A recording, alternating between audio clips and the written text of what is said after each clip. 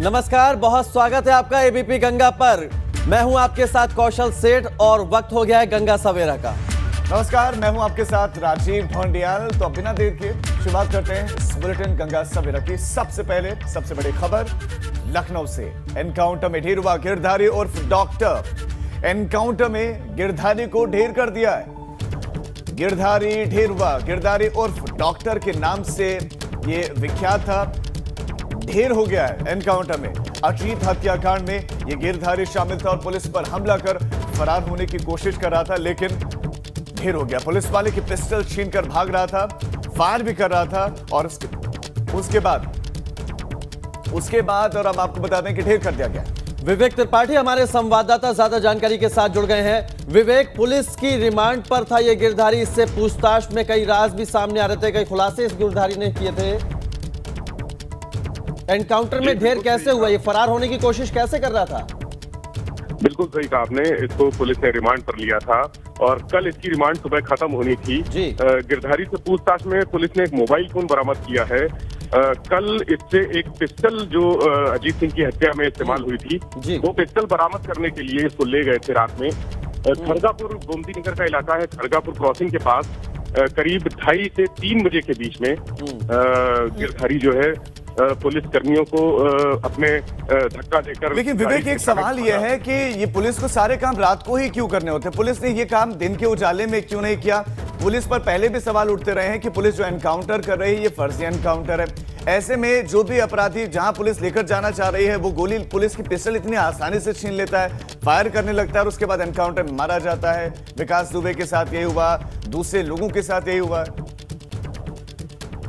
बिल्कुल सही कह रहे हैं आप। पुलिस रात में ही इनकाउंटर करती है, लेकिन इसकी वजह यह है चूंकि जो रिकवरी होती है, कई बार ऐसा होता है कि स्थानीय लोग विरोध कर लेते हैं या उसके समर्थक और जो सपोर्टर हैं अपराधी के वो आसपास रहते हैं। इसलिए पुलिस ऐसे मौके की तलाश करती है हमेशा रिकवरी के लिए जिसमें आसपास कोई ना हो या पुलिस की फोर्स की मौजूदगी हो, अच्छी खासी फोर्स हो, जिससे अगर कोई हमला करता भी है तो पुलिस उससे निपटने की कोशिश कर सके, उससे आसानी से काबू कर सके।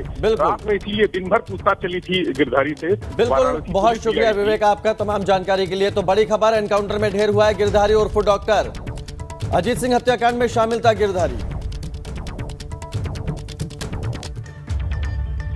आगे बढ़ते हैं। ग्रेटर नोएडा पुलिस और गो तस्करों के बीच मुठभेड़ हुई है। इस मुठभेड़ में 3 गो तस्करों को पुलिस की गोली लगी है और तीनों पशु तस्कर मेवाती गैंग के सदस्य बताए जा रहे हैं। गो तस्करों पर 25-25 हजार रुपए का इनाम घोषित था। गो तस्करों पर करीब 40 से ज्यादा केस दर्ज हैं। ये तस्वीरें हम आपको दिखा रहे हैं मुठभेड़ वाली जगह की। 3 पशु तस्कर, इनसे मुठभेड़ हुई पुलिस की और मुठभेड़ के जो सबूत हैं, जो निशान हैं, वो भी हम आपको दिखा रहे हैं। पुलिस से इन तस्करों की मुठभेड़ हुई है।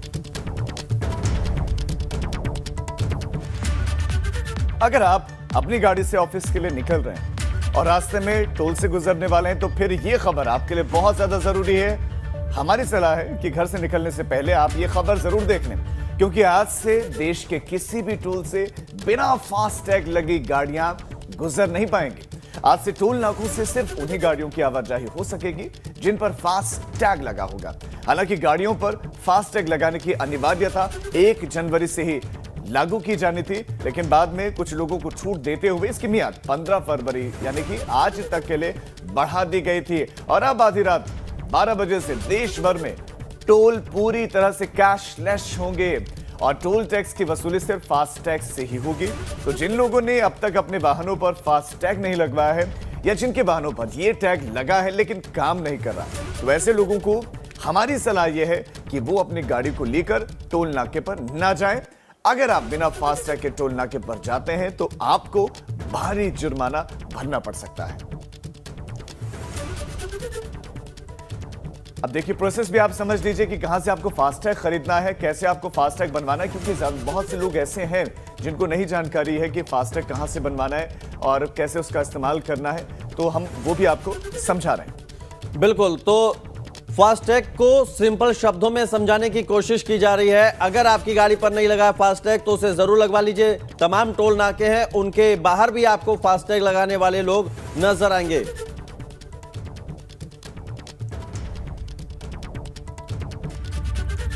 और बड़ी खबर, मुख्यमंत्री योगी आदित्यनाथ आज अभ्युदय योजना की शुरुआत करेंगे। लखनऊ, वाराणसी, गोरखपुर, प्रयागराज, मेरठ और झांसी मंडल के चयनित अभ्यर्थियों से मुख्यमंत्री संवाद करेंगे।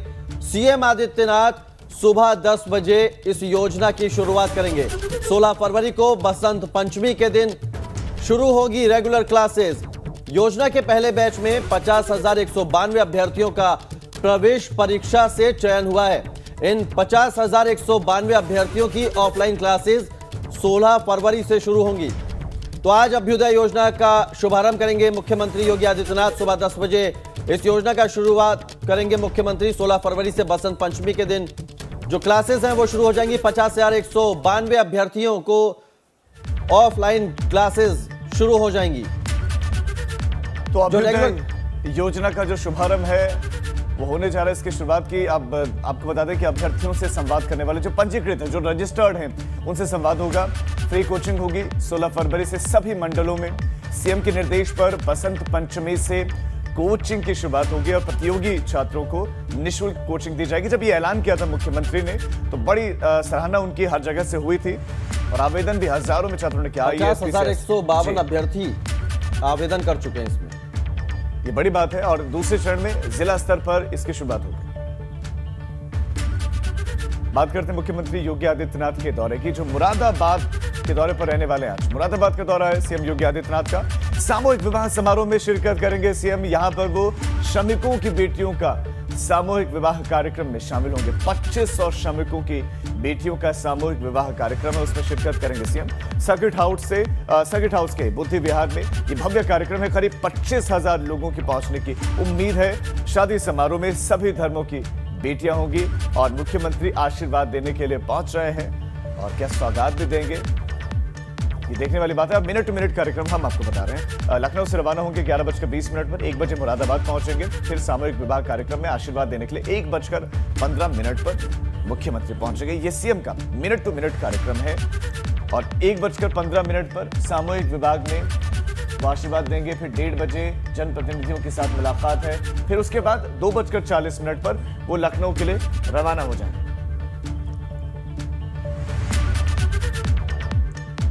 बात कर लेते हैं एक और सियासी शख्सियत की। कांग्रेस महासचिव प्रियंका गांधी वाड्रा एक के बाद एक यूपी का दौरा कर रही हैं। इसी कड़ी में वो आज बिजनौर के दौरे पर जाने वाली हैं, जहां वो कांग्रेस की तरफ से आयोजित किसान पंचायत को संबोधित करेंगी। इसके बाद प्रियंका बिजनौर में किसान परिवारों से भी मुलाकात करेंगी। प्रियंका गांधी ने 10 फरवरी से पश्चिमी यूपी के जिलों के दौरे की शुरुआत की है, जिसमें सबसे पहले प्रियंका गांधी सहारनपुर पहुंची थी और आज वो बिजनौर जाने वाली हैं। तो आज बिजनौर के दौरे पर प्रियंका गांधी।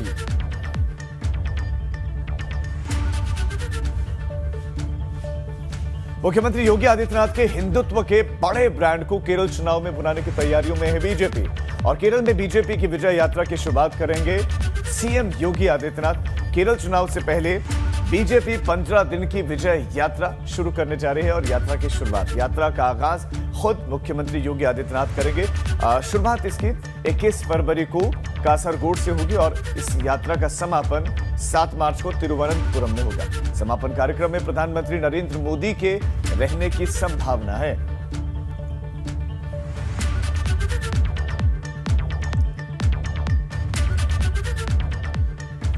तो चलिए अब कुछ और खबरों पर नजर डाल लेते हैं। अवध की खबरों का रुख करते हैं फटाफट अंदाज में। चलिए शुरुआत करें। रामलला के मंदिर निर्माण के लिए राम भक्तों ने खजाने खोल दिए। अभी तक करीब 1500 करोड़ रुपए से ज्यादा का दान रामलला के मंदिर निर्माण में आ चुका है और इसके साथ ही 4 क्विंटल से ज्यादा चांदी और सोने का दान भी किया जा चुका है।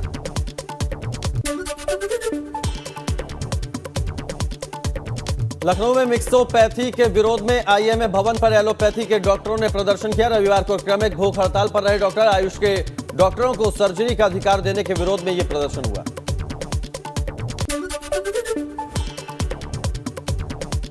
दिल्ली के रिंकू शर्मा हत्याकांड के चलते सीतापुर में विश्व हिंदू परिषद बजरंग दल कार्यकर्ताओं ने मिश्रिक में पुतला फूंका। बजरंग दल के कार्यकर्ताओं ने रिंकू शर्मा के हत्यारों को फांसी देने की मांग उठाई।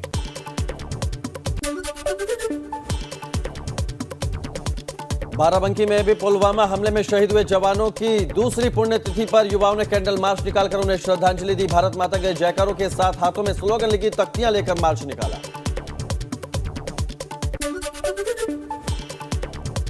अमेठी में हुए डॉक्टर जयकरण हत्याकांड मामले में पुलिस ने खुलासा करने का दावा किया है। पुलिस की अगर माने तो पैसे के लेन देन में युवक की हत्या को अंजाम दिया गया। पुलिस ने 2 आरोपियों को गिरफ्तार किया है। सुल्तानपुर में जमीन विवाद में अधेड़ की गोली मारकर हत्या कर दी गई। वहीं आपसी मारपीट में 8 लोग घायल हो गए। घायलों को इलाज के लिए सामुदायिक स्वास्थ्य केंद्र से जिला अस्पताल रेफर किया गया।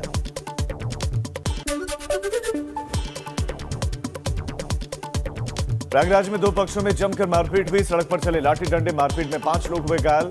गाड़ी पार करने को लेकर हुआ था विवाद।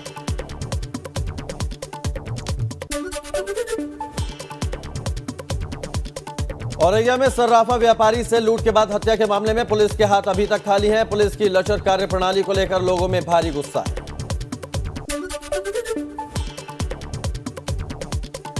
हरदोई में जमीन विवाद में जमकर मारपीट हुई। घर में घुसकर दबंगों ने दंपति को पीटा। मारपीट का वीडियो वायरल।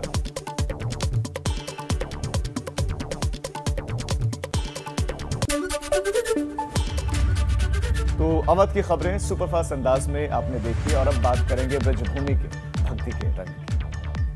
चलो चले कुंभ चले, चलो चले कुंभ चले। तो ब्रजभूमि के भक्ति कुंभ की बात करते हैं और खबर दिखाते हैं। ब्रजभूमि पर भक्ति कुंभ का शुभारंभ हो चुका है। वृंदावन की धरती पर सज चुकी है भक्ति की नगरी और उस नगरी का हर एक रंग अनोखा है।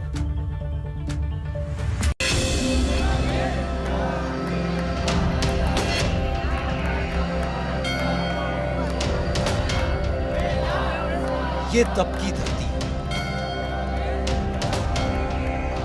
ये धरती है तपस्या की, ये धरती है ईश्वर से संगम की। और इसी धरती पर हो रहा है भक्ति का सबसे बड़ा काम।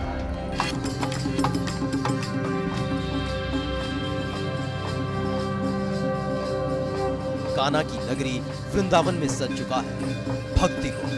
यहाँ की अलौकिक तस्वीरें निर्जीव को भी सजीव कर देती हैं। श्रद्धा के रंग से पूरी ब्रजभूमि रंगी हुई है।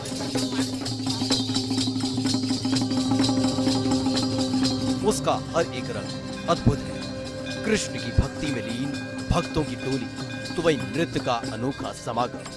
कान्हा के नाम से गूंज रहा वृंदावन का उपवन। शुरू हो चुका है ब्रजभूमि का भक्ति को, जो अपने आप में भक्ति प्रदेश के तौर पर स्थापित हो चुका है। वृंदावन की धरा पर अलग अलग प्रदेश से पहुंचे कलाकार अपनी प्रस्तुति के जरिए मन मोह रहे हैं। तो वही भक्ति का अनूठा संगम भी यहीं देखने को मिल रहा है। इस भक्ति कुंभ की शुरुआत मुख्यमंत्री योगी आदित्यनाथ ने कर दी और फिर मानो द्वापर युग जीवंत हो उठा।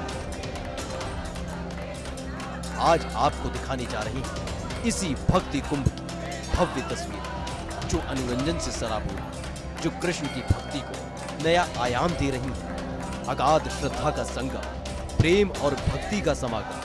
कान्हा कान्हा बोल रहा वृंदावन, और उसी वृंदावन की धरा पर सजे ब्रजभूमि का भक्ति को आपको दिखाने जा रही हूं।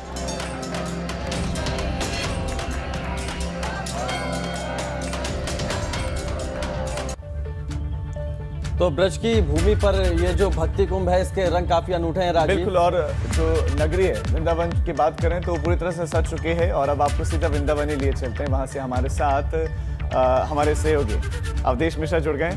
Awadhesh, good morning. और आज के दिन क्या क्या रहने वाला है, प्लीज आप सबसे पहले दर्शकों को ये बताएं। और धर्म ध्वज ये 16 तारीख को लगने वाला है, इसके बाद से आप बताइए दर्शकों के क्या क्या रहेगा, क्या क्या होगा कल से खासतौर से।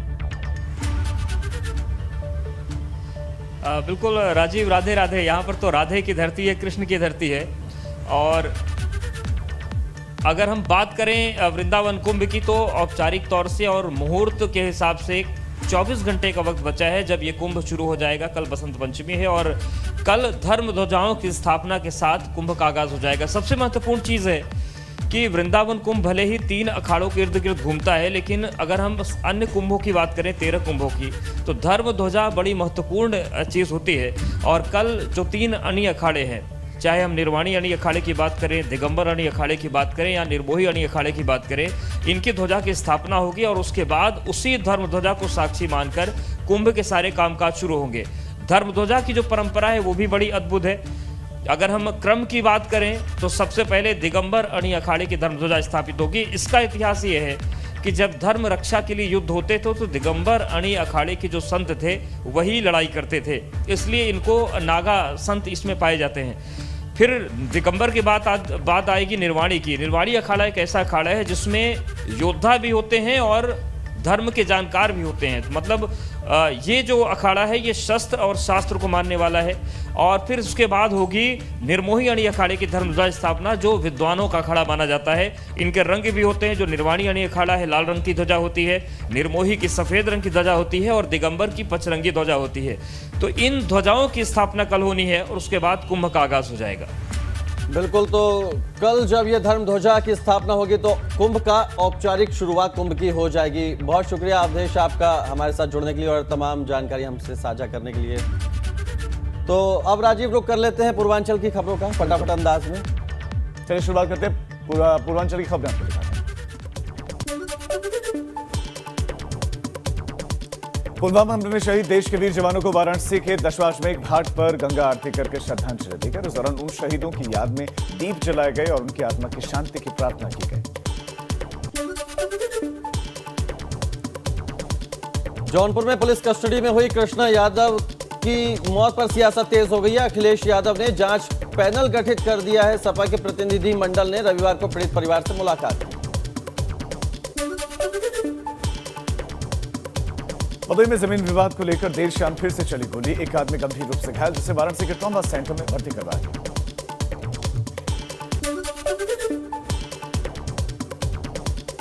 गोरखपुर के रामगढ़ताल के पास खाकीधारियों ने सफाई अभियान चलाया। यहां पर सोशल वर्क के जरिए पुलिस को जनता के बीच सहज और सरल बर्थडे का आयोजन किया गया। आजमगढ़ में बेकाबू ट्रेलर का कहर देखने को मिला। हादसे में 3 लोगों की मौत हो गई जबकि 5 लोग घायल हैं। बस्ती में आंगनबाड़ी केंद्रों के निर्माण में घोटाले का मामला सामने आया है। 2016 में 107 आंगनबाड़ी केंद्रों के निर्माण के लिए बजट दिया गया था। मऊ को नई ट्रेनों की सौगात मिल गई है। मऊ जंक्शन से हफ्ते में 2 दिन नई ट्रेनें चलाई जाएंगी, जिनके स्टॉपेज केवल 4 जगह पर होंगे। ट्रेन मऊ से आनंद विहार के लिए चलाई जाएगी। लखीमपुर खीरी में उत्तर प्रदेश के श्रम मंत्री स्वामी प्रसाद मौर्य पहुंचे। इस अवसर पर श्रमिकों के लाभ योजनाओं के बारे में उन्होंने बताया। रायबरेली के सलोंग क्षेत्र में लंबे समय से हरे पेड़ों को अवैध रूप से काटा जा रहा है। सूचना मिलने के बाद मौके पर पहुंची पुलिस को देखकर ये लकड़ी तस्कर भाग गए। इटावा पुलिस ने अवैध असला फैक्ट्री का खुलासा करते हुए 3 अभियुक्तों को गिरफ्तार किया। पुलिस ने अभियुक्तों के कब्जे से 11 अवैध असले, 2 अवैध अर्धनिर्मित असले बरामद किए। बदायूं में संदिग्ध परिस्थितियों में युवक ने जहरीला पदार्थ खाया। परिजनों ने युवक को अस्पताल में भर्ती करवाया। हालत नाजुक होने पर जिला अस्पताल ने बरेली रेफर किया। चलिए अब आगे बढ़ते हैं और यूपी उत्तराखंड में क्या रहने वाला है खास, आपको बताते हैं। सबसे पहले यूपी की बात करते हैं। सीएम योगी आदित्यनाथ आज अभ्युदय योजना की शुरुआत करने वाले हैं। लखनऊ, वाराणसी, गोरखपुर, प्रयागराज, मेरठ और झांसी मंडल में चयनित अभ्यर्थियों से संवाद करेंगे। सुबह 10 बजे सीएम इस योजना की शुरुआत करेंगे। 16 फरवरी को बसंत पंचमी के दिन रेगुलर क्लासेस भी शुरू हो जाएंगी। योजना के पहले बैच में 50,192 अभ्यर्थियों का प्रवेश परीक्षा से इनका चयन हुआ है। 50,192 अभ्यर्थियों की ऑफलाइन क्लासेस शुरू होने वाली है 16 फरवरी यानी कल से। इसके अलावा आज मुरादाबाद के दौरे पर मुख्यमंत्री योगी आदित्यनाथ रहेंगे। यहाँ पर सामूहिक विवाह समारोह में वो शिरकत करेंगे। 2500 श्रमिकों की बेटियों का सामूहिक विवाह है। सर्किट हाउस में बुद्धि विहार में भव्य कार्यक्रम रखा गया है और करीब 25,000 लोगों के पहुंचने की उम्मीद है। शादी समारोह में सभी धर्मों की बेटियां शामिल होंगी। इसके अलावा कांग्रेस महासचिव प्रियंका गांधी वाड्रा एक के बाद एक यूपी का दौरा कर रहे हैं, अलग अलग जिलों में जा रहे हैं और इसी कड़ी में आज वो बिजनौर के दौरे पर रहने वाले हैं, जहां पर वो कांग्रेस पार्टी की तरफ से आयोजित किसान महापंचायत को संबोधित करेंगे और इसके बाद प्रियंका बिजनौर में किसान परिवारों से मुलाकात करेंगे। प्रियंका गांधी ने 10 फरवरी से पश्चिमी यूपी के जिलों के दौरे की शुरुआत की है, जिसमें सबसे पहले प्रियंका गांधी वाड्रा सहारनपुर पहुंची थी और अब वो बिजनौर जाने वाली है। अब आपको बताते हैं कि उत्तराखंड में क्या कुछ खास रहने वाला है। तपोवन आपदा के 9वें दिन आज भी जारी रहेगा रेस्क्यू ऑपरेशन। 8वें दिन कुल 14 शव मिले थे। अब तक 52 शव निकाले जा चुके हैं अलग अलग जगहों से। अभी भी 154 लोग लापता बताए जा रहे हैं। सेना, एनडीआरएफ, एसडीआरएफ और आईटीबीपी का संयुक्त बचाव अभियान जारी है। इसके अलावा मुख्यमंत्री त्रिवेंद्र सिंह रावत आज विकास कार्यों की समीक्षा करेंगे। 9 जिलों की 37 विधानसभाओं में की गई घोषणाओं की समीक्षा करेंगे मुख्यमंत्री। सभी डीएम से वीडियो कॉन्फ्रेंसिंग के जरिए घोषणाओं की जानकारी लेंगे मुख्यमंत्री। इस दौरान क्षेत्रीय समीक्षा बैठक में विधायक भी मौजूद रहेंगे। शाम 4:15 पर सेवा का अधिकार आयोग की रिपोर्ट होगी, सीएम के सामने पेश होगी ये रिपोर्ट। और शाम 4:30 बजे हथकरघा और हस्तशिल्प विकास परिषद की गवर्निंग काउंसिलिंग की बैठक भी करेंगे मुख्यमंत्री त्रिवेंद्र सिंह रावत। तो उत्तर प्रदेश और उत्तराखंड में क्या रहेगा खास आज के दिन, ये हमने आपको बताया और इन खबरों को हम लगातार ट्रैक करते रहेंगे। इससे जुड़ा हुआ एक एक अपडेट आपको एबीपी गंगा पर मिलेगा।